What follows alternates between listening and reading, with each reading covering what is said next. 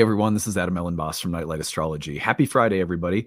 Today we're going to take a look at the nodes of the moon changing signs. They are moving from the Aries-Libra axis into the Pisces-Virgo axis, and we are going to look at 5 themes that come up along the lines of the Pisces-Virgo axis that we will all be dealing with in one way or another as eclipses come through these signs and as the nodes transit a new set of houses in our birth charts.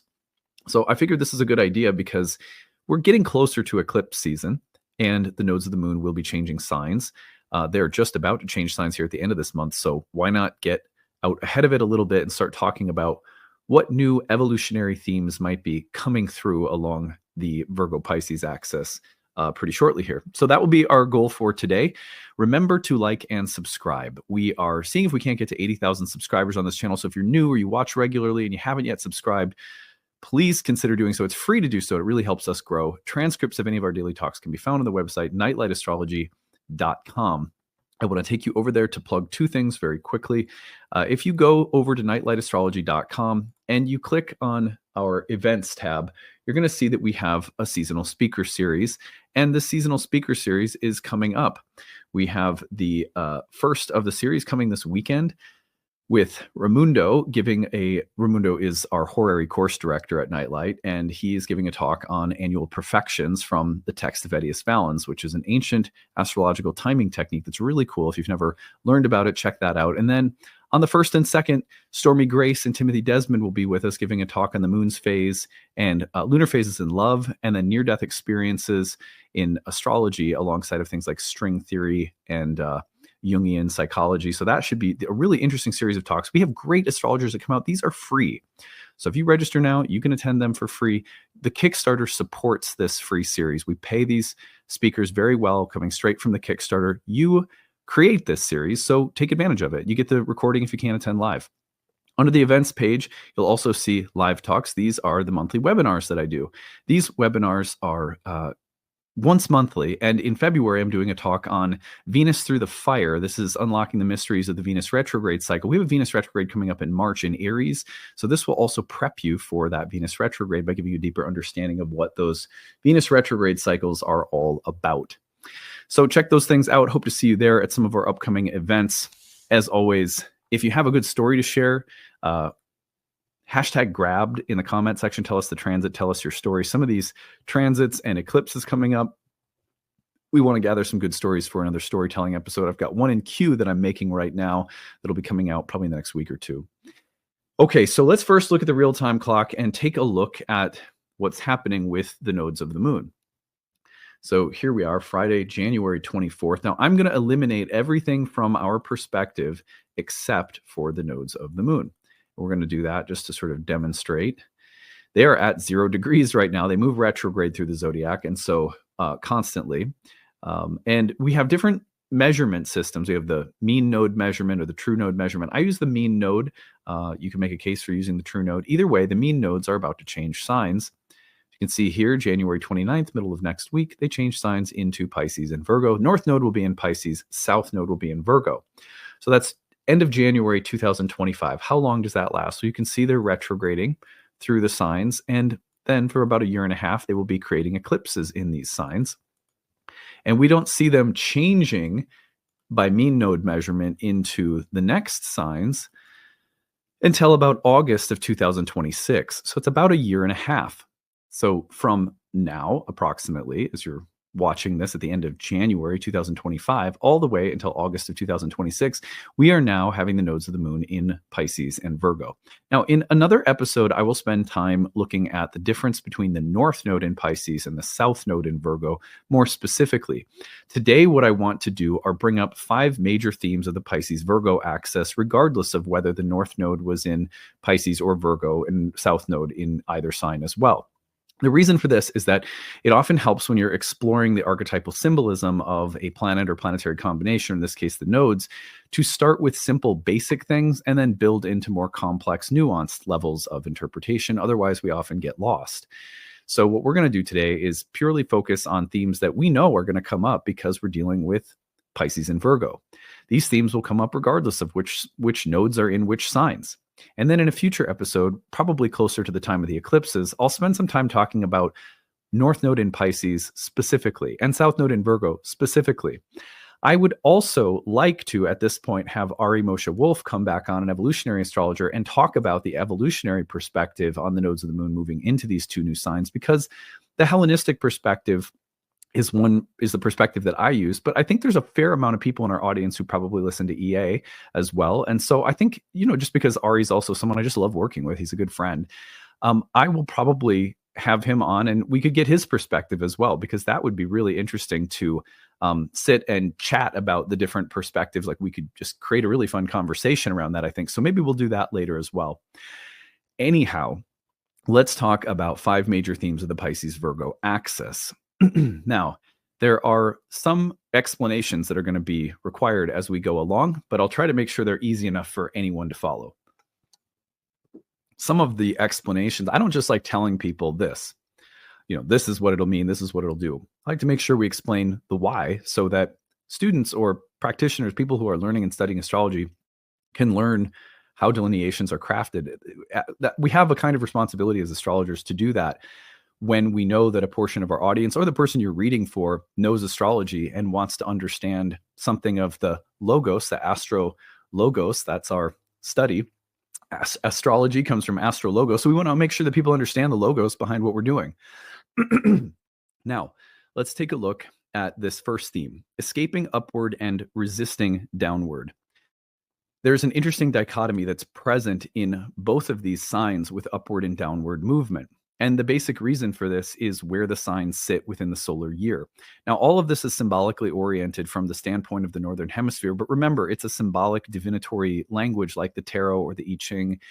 You don't have to take the orientation literally. You don't have to flip the zodiac. I'm also completely fine if people want to do that kind of stuff from hemisphere to hemisphere, whatever, but I don't take it all literally.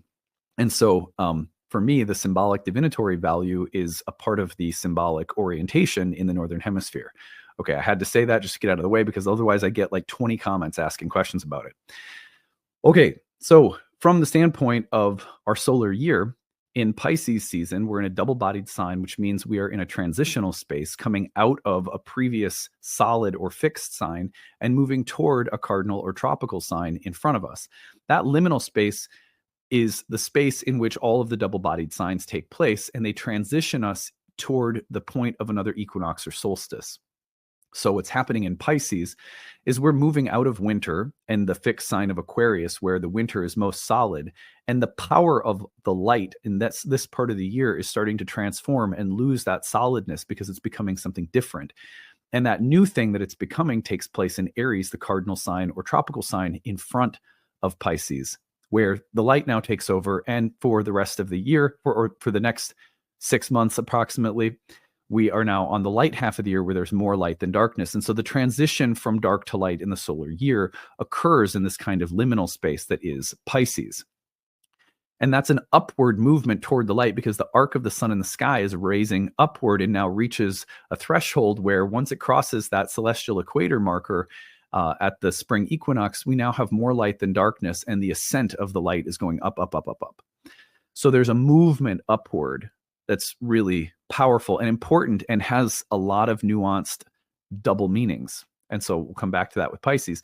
In Virgo, we have a sign that's trending downward into darkness because it comes just after the solid sign of summer in Leo and just prior to the tropical or cardinal sign of autumn in Libra. And so we're moving into the darkness. We're moving into the solar underworld, where for the next 6 signs, 6 months, there'll be more darkness than light in the 24-hour day. And so that takes Virgo moving it downward. The arc of the sun crossing the celestial equator again is now moving into the basement of the solar year. So the movement downward is really important. There's a way in which the symbolism of these two signs is so intimately tied, not only to the quality of light and dark, but also to things like deconstruction versus construction, or taking things apart versus putting things together. This is why the planets Jupiter and Mercury traditionally ruled these signs. When you're coming out of the darkness, there's a way in which coherence is being built. It's a Jupiter-ruled sign in Pisces as the light is rising out of darkness. When you're moving into darkness from light, you're thinking about the deconstructive quality of the yin coming and taking apart the yang, Is it yang or is it yang? Everyone tells me something different about that. Anyway, so Mercury, a double ruler of a double-bodied sign, a deconstructive planet that takes things apart, is also associated with Gemini, where the light starts sinking in the midst of the summer, taking things apart again. Jupiter at Sagittarius, where we're moving into the return of light, putting things together again. So these two signs have a lot to do with upward and downward movement, deconstruction versus reconstruction, or analysis and deconstruction versus something like wholeness and unity. And so when we take all of that together, one of the things that comes with it is that we have this trend toward wanting to escape upward or resist downward. So let me explain. When you think about the movement in Pisces of the light coming and rising out of the darkness, let's apply that to a few basic life situations, some that might be very healthy, some very unhealthy.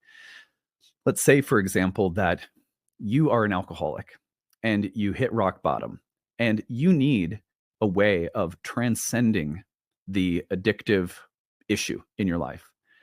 And so what happens very simply is you go to rehab and maybe you start a 12-step program, and you're starting to get your life back on track through faith, through surrender, through the acceptance of, forgiveness for yourself from the universe.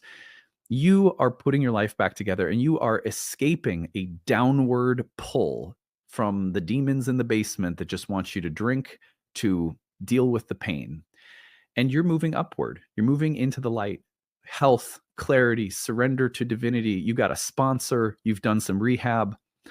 That is very much like the upward movement. We need to escape upward out of the entanglements of the world that are pulling us down into the worst parts of ourselves. Fair, right? That's a good description of Pisces. The redemptive, upward, spiritual, redeeming, healing impulse of Pisces is to pull us out of darkness and into light. And often in a way that's emotional and very healing, compassionate, wonderful. This is why Pisceans can be so magical to be around, because there's something about them that's very healing. Now, on the other hand, let's think of another exact same situation archetypally that could be actually maybe toxic or negative. This world is painful. I'm in a lot of pain. I need to escape out of the pain and find a transcendent space. So I'm gonna use heroin, right? It's the same kind of impulse that a person might find. The alcoholic in the previous example might find themselves in the situation of alcoholism because they're in pain and they're trying to find a way out of it, a way upward, a way to escape the downward pull of pain, depressiveness, boredom, hurt, trauma, all of the things that are most complicated and we might describe as the most entangling and dark elements of human experience. I want to transcend them, but rather than finding my sponsor or whatever, that desire to escape upward we reach for something that's actually illusory. It's not actually the real solution. It's an escapist fantasy. I'm going to shoot up heroin. Now, I don't judge people, right? I'm not trying to act like I'm on a high horse here, because I have worked with people throughout my whole life, and in my early 20s had about 2 years of my life where I had opiate addiction. So believe me, I don't stand in judgment of anyone for any of these kinds of things. But you can see the difference in the upward impulse. Sometimes it's escapist in Pisces, and sometimes it's actually redemptive. And that's a big part of what we mean when we say that the Pisces part of the nodal story coming up here will have to do with how we escape upward. And what is the healthy version of that? How do we redeem? How do we heal? How do we restore? How do we move out of the chaos and pain and hurt of life into a compassionate, peaceful, happier state of existence? That is a deep part of the sign of Pisces. Now, on the other hand, when we think about Virgo, we have some of the almost like identical symbolism, although it's very different. We're now in an earth sign that's about moving down into the underworld. And there can be a way in which Virgo helps us to resist the downward pull, or there's a way in which Virgo will be pulled down, but will work with that pull downward in really interesting ways. And often one of the ways will be through resistance. Now, let me explain what I mean by this.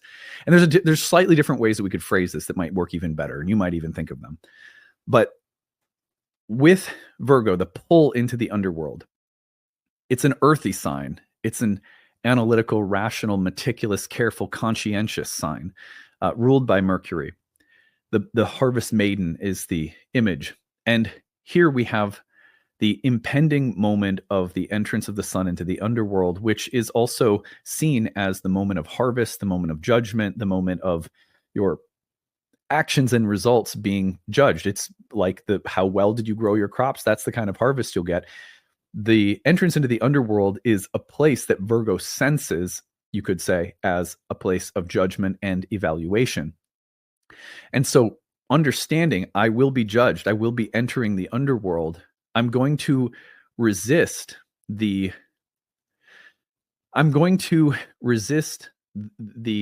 tendency within myself to do things that will result in bad consequences or poor evaluations or harsh judgments. So there's a conscientiousness in Virgo that says, I'm going to pass the test. I'm going to stay pure. I'm going to do the right thing. And with that impending judgment, my results will be judged as good. My actions will be fruitful. I will be shown to be pure and good. And I will resist the disintegrative pull of the underworld where souls might be judged against their results and like annihilated, right? It's that kind of like the fear of the judgment of God in the afterlife. Are you going to heaven or hell? It's not like that really in the ancient world. In the Hellenistic world, it's not quite like that. But the point is that Virgo has this keen awareness of evaluation, judgment, and results. And so the resisting of the downward pull would be the resisting of laziness, the resisting of any kind of tendency, any kind of unconscious tendency that might be impure that could render a judgment against us. So there's this, and that's a brilliant part of Virgo, don't get me wrong. So let's give an example. Let's say that you are 18 years old and you are preparing for college and you have your SAT. Virgo will be the sign that will often result in us preparing, taking the tutoring class, reading the books, taking example tests, just being conscientious and ready to pass that test and then get a good grade. And right, we all recognize like, oh, we need that kind of Virgo quality to keep us from the worst in us by staying prepared, by staying conscious, by staying aware. Our results matter. I have to be pure. I have to be good. I have to know the right thing and do the right thing. And that resists the downward pull within us. See how Pisces is trying to reach out of the downward pull of darkness, and Virgo is also dealing with the descent into it. So that conscientiousness is great with Virgo. However, there is a really important, let's give a similar example. Let's say that, I'll give another example. Let's say that someone goes to school and they have always been a good boy, a good girl. Like I've got my ducks in a row. I'm conscientious. I'm doing the best I can. I'm trying to avoid that downward pull by staying above it. Remember the harvest maiden has little angel wings or a bird on the shoulder. She's hovering slightly above the ground, feet not touching. It's like I'm trying to stay above that downward earthy pull that could kill me or render me impure or give a bad result or put me in hell, right? So okay, but there's an anxiety that comes with it. And the anxiety, the perfectionism can actually be corrosive. And so one of the things that can happen for a Virgo is, so back to the college example, the young person in college, the good boy, the good girl, really wants to avoid having sex that's not meaningful, right? But one night, you drink a little bit too much, not something you usually do. Whoa, out of control here. And you end up going home with someone, you sleep with them, you have fun, you wake up in the morning, and oh my God, you're wrecked. Your purity is lost. You have this deep, gnawing sense of guilt and shame. What have I done? Why did I'm better than this, right? But all of a sudden, a couple days later, you realize, oh, that person, we're not dating, but they're my friend. Nothing bad came from it. I had a little bit of fun. I did something I've never done before. And as far as I can tell, my schoolwork's still going okay. And all of a sudden we learn that there's more room and space and grace and kind of like, there's more room for imperfection and for exploration and for learning in this world, in the material world. We don't have to try to stay above it by being so conscientious and perfect that we never get entangled with it. Entanglement isn't the problem with the material world. It's getting lost in it. It's getting completely taken over by it. And we also have to learn then that resisting the downward pull can itself be problematic and can create nothing but anxiety and perfectionism within us, when actually what we need to do is learn how to walk within it without getting overly entangled in it. It's okay once in a while to have a little bit of fun. It's okay to let your hair down. It's okay to make out with a boy. Just smooch faces. You do it. we gotta let go. So the resisting of the downward pull into the materiality is something that Virgo sometimes needs to let go of. Whereas you can see that there's kind of a weird mirror image happening in Pisces with the desire to escape upward out of the entanglement. This is also why we have in the dignity scheme Venus exalted in Pisces in its fall in Virgo, Virgo exalting Mercury, and Pisces in the fall of Mercury, the rational and the sensual qualities that are at play in how we walk through this world and what constitutes entanglement and what constitutes a healthy middle path within this world. So this is one way of framing it, the escaping upward and the resisting downward that these two signs will bring in, make it really interesting. Number 2 is initiation and redemption.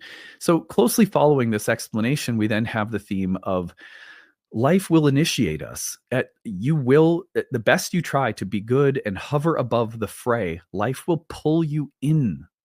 It will pull you into the dark, into the matter, into the world, into relationships, into complexity, into the play of shadow and light. You will get pulled into it, only to find that you never lost your wholeness, that you were always okay, you were always loved. There's no hell that isn't at the very least a temporary hell. It's a hell space you move through, but it's not, nothing is eternal but love, right? So all other spaces are temporary. Love is eternal. And you have to be dragged into things unconsciously.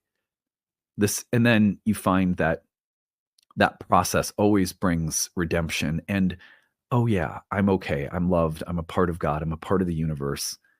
Everything is ultimately okay. So you see how the Virgo Pisces axis also brings us through the process of descent and ascent, or in the solar year, into the darkness, back up into the light. That valley of the year is not evil. It's not hell. It's not darkness. Unconsciousness is not an enemy. There's some pretty terrific things down there. I mean, holy shit, right? Look around at the world. I mean, pretty horrifying at times. I mean, even like, you guys have heard me say this a million times, but occasionally in our family, we watch nature documentaries because you know what? Sometimes we just need to chill out. It's good to sometimes just watch elephants walking around, spraying each other with water and rolling around in dirt. Yeah. How is it you can't take yourself that seriously if you watch these things? You go like, oh yeah, I'm like, we're all kind of animals. So, well, I mean, that's the thing though, is that there's something about this material universe that we're in, that we can try so hard to not get entangled with, that we forget that it is the entanglement and the angelic, redemptive, higher nature are all together. There's no actual major, the separations between those realms are in our minds, so to speak. So initiation and redemption are part of a process that we remember and we enter into and come out of with these signs. Evaluation, judgment, grace, compassion. There is a way in which we need to be conscientious of our actions. We need to evaluate the results. We need to pass tests. We need to be aware of the fact that there is a kind of karmic calculus. There is a karma yoga that is at play. You want a happy life, you better act virtuously. That's a real thing, not a fake thing. However, it's not the only thing. There's also a strange and mysterious way in which grace and compassion and paradox just rule supreme. And it's never as simple as your actions lead to, all results are dictated purely by your actions. there's the way in which, in spite of our best efforts to completely fuck everything up, we remain recipients of grace and beauty and mystery. And when those moments happen, there's nothing you can say but, well, thank you. I'm not sure I can see how I deserved that, but I'm really relieved that it's not just based on merit, that there's, it's not just a school in which the more things, the more A pluses I get, the better life is. There's one level at which that is true, and there's another level at which that is so simple, and there's so much more going on here. So this sign axis of Pisces-Virgo brings us into a very deep contemplation of the existence of evaluation, judgment, karma, virtue, morality, ethics, right and wrong choices, as well as grace, compassion, and the mystery and magic of life that exists in the law of the spirit, not in the letter of the law. Number 4 are romantic, sensual, and practical rational energies. Again, we've got the axis in which the exaltation of Venus and Mercury take place and their falls. And so rational versus sensual energies is another way of putting it. Earth versus water would be another way of putting it. These things will also be on display. And finally, deconstruction and wholeness, faith and doubt. There is a way in which analysis, careful, concerned, meticulous reasoning, and sort of faithful, rational, sensual, imaginative, romantic energies, they have to figure out how to coexist. And this is a sign dichotomy that will help us with that. If you're someone who's just, you know, I don't know, you got crystals in your pants.